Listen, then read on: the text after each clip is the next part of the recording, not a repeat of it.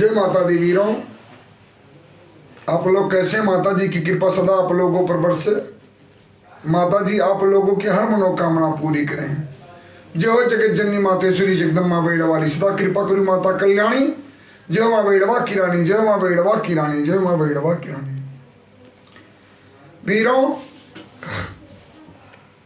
समाज और परिवार जब भी हमसे दूर होता है बहुत दुख होता है। अभी भोपाल में चंद्रशेखर रावण का रैली था और वहां सीधा सीधा बीजेपी पार्टी, योगी बाबा और मोदी जी को टारगेट किया जा रहा था। जैसे लगता है कि पूरे समाज का, पूरे हिंदुस्तान का ठेकेदार बन बैठे हैं और 5 लाख लोगों की जनसंख्या थी, उससे ज्यादा जनसंख्या उनको कहीं दिख ही नहीं रही है कि किसी पार्टी में या किसी रैली में इतनी जनसंख्या दिखी हो। झुंड दिखाना और झुंड के ऊपर व्यक्तिगत कार्य करना बहुत कठिन होता है। किसी के प्रति अगर उकसाया जाए, आपके अंदर जहर घोला जाए तो आप भी इकट्ठा हो जाएंगे। और जो एक समाज विशेष के ऊपर हमलावर हैं, खासकर ब्राह्मणों के ऊपर, और सबको अपना परिवार समझ रहे हैं, अपने घर के समझ रहे हैं। वो कहते हैं कि ब्राह्मण की लड़की की शादी अपने घर में करूंगा और अपने घर की लड़की की शादी ब्राह्मण के घर में करूंगा, तब मुझे अपने साथ वो मिलाएंगे। अरे हम आपके साथ मिलेंगे ही नहीं, मुझे आप क्या मिलाएंगे? आप जितने लोगों को मिला रहे हैं अपने साथ, पहले उनमें सामूहिक खिचड़ी खा के देखिए कि इस खिचड़ी में कितना आनंद आता है। फिर अच्छा लगेगा तो हम भी आपके साथ हो जाएंगे, लेकिन फिलहाल तो अभी नहीं जाएंगे। संविधान की बात अगर आप कहते हैं, अपने हक की अगर बात करते हैं तो आप सही हैं, और अगर हम अपने हक की बात करते हैं तो हम संविधान के दायरे में ना होकर के अलग से बात करते हैं। ब्रह्मांड है, कहीं ना कहीं ईश्वर है, और आप उसको झूठा साबित करने में लगे हैं। केवल एक व्यक्ति विशेष मंदिर पे केवल ब्राह्मण ही बैठे हैं। अपने चश्मे से जाके देखिए, अयोध्या, मथुरा, काशी में कहीं भी चले जाइए, हर जाति के लोग आपको मंदिर मठों में मिलेंगे।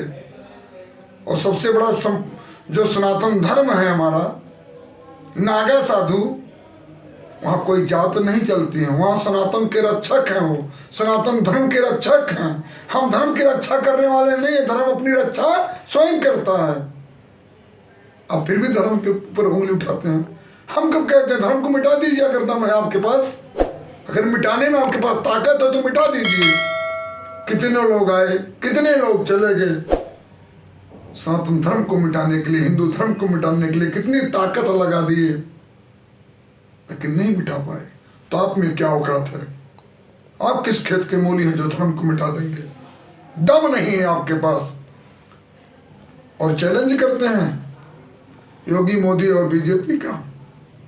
आपकी अकेले से सरकार नहीं चल रही है, पूरे हिंदुस्तान की जनता चुन करके भेजी है और सबके साथ सहयोग कर रहे हैं, सबके साथ विकास कर रहे हैं। देश मेरा आगे बढ़ रहा है। लेकिन आपको क्या?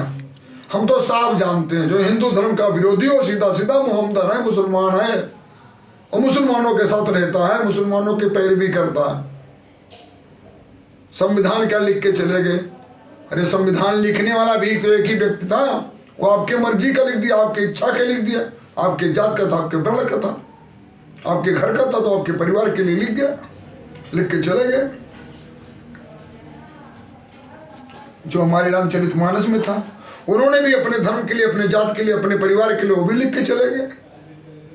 तो ये कोई एक व्यक्ति अगर लिख के चला गया तो उसको हम मान लेंगे? जैसे आप मेरे रामचरितमानस को नहीं मानेंगे तो क्या हम संविधान को नहीं माने? यही आप कहना चाहते हैं? तो संविधान को अगर नहीं मानते हैं हम तो डंडा खाते हैं। कानून है, उसमें कानून के दायरे में रहना है, और आप कुछ भी बोल जाएं हम आपको कुछ न बोले। ये कहाँ का नीति है, कहाँ का संविधान है? 1990 में पी नरसिम्हा राव देश के पीएम थे, प्रधानमंत्री थे। आरक्षण का मुद्दा वहीं से शुरू हुआ। संविधान को अगर खंगाला जाएगा तो उसमें बहुत कुछ होगा। जैसे रामचरितमानस को खंगालते हैं वैसे संविधान को भी खंगालेंगे तो बहुत कुछ अभी छिपा होगा राज उसमें, जो हमें और आपको बताया नहीं जाता, पढ़ाया नहीं जाता, दिखाया नहीं जाता। जानते हैं मेरे वीरों, ये हमारी और आपकी सोच पर निर्भर करता है कि हम किधर जा रहे हैं, हमें क्या करना चाहिए। हम लोग हैं जो कमा खा रहे हैं, अपने काम पे लगन लगा के बैठे हैं और सब अपने परिवार की तरफ देखते हैं। जब भी आप आगे बढ़ने की कोशिश करेंगे कोई ना कोई आपका पैर खींचने के लिए लग जाएगा। अब पूरी दुनिया देख रही है, भारत हमारा शीर्ष नेतृत्व करने के लिए आगे बढ़ रहा है, विश्व गुरु बनने की ताकत रखता है। अब अपने पुराने इतिहास की तरफ लौट रहा है, अपने पूर्वजों को जगा रहा है, अपने आप को पहचान रहा है। तो विदेशी मुल्क इसमें फूट डालने में तुले हैं।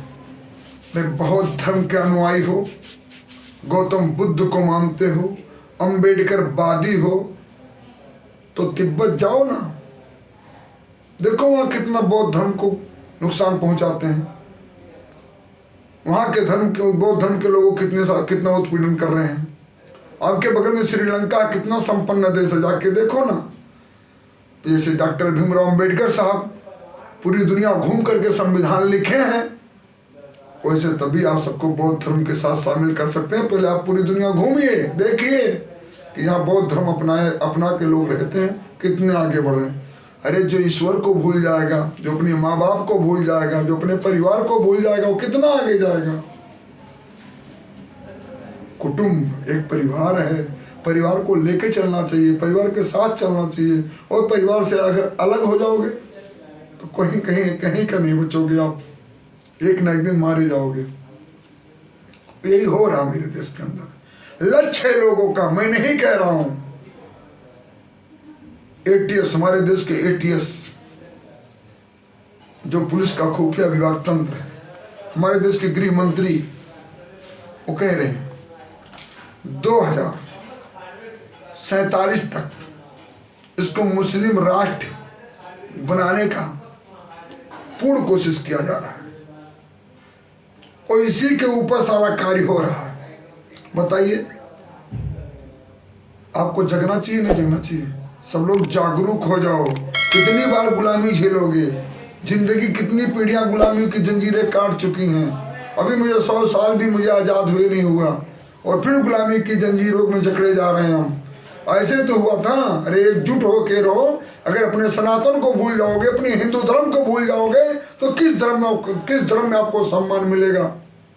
किस धर्म में लोग आपकी कदर करेंगे? किस धर्म से आपको लोग पहचानेंगे? ईश्वर अगर नहीं है तो ईश्वर है कौन? आप भी तो ईश्वर हैं, आप भी तो मेरे भगवान हैं। आपको ही तो सम्मान देता हूँ, आपसे तो सम्मान पाने की इच्छा रखता हूँ।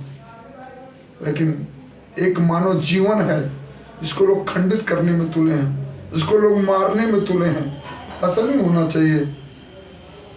जिसकी सरकार आएगी, आप बसपा की सरकार देख चुके हैं, सपा की सरकार देख चुके हैं, बीजेपी की सरकार में आपको क्या दिक्कत है? कोई दिक्कत हो बताओ? गुंडागर्दी नहीं तो सपा की सरकार में घर घर नेता, गांव गांव नेता। बसपा की सरकार में हर घर में नेता, गांव गांव नेता, हर व्यक्ति मुख्यमंत्री, हर व्यक्ति मंत्री बन के बैठा रहता था और थाने पे दलाली नहीं होती। कोई आपको परेशान नहीं करता। कोई आपको दिक्कत हो तो बताइए, किसी को कोई परेशान करता हो तो बताइए। नहीं है, गलत लोगों पर ही कार्रवाई होती है। चाहे ब्राह्मण हो, चाहे ठाकुर साहब हो, चाहे किसी भी बिरादरी के लोग हों, जो गलत करेंगे उनको दंड मिलेगा। अब 10% आरक्षण सामान्य वर्ग में मिला है, जो गरीबी रेखा के नीचे है, उसका लोग विरोध कर रहे हैं। क्यों भैया? संविधान में मेरा हक नहीं है? हम ब्राह्मण है तो बहुत अमीर हैं, ठाकुर साहब है तो बहुत अमीर हैं, बनिया तो बहुत अमीर हैं। क्यों?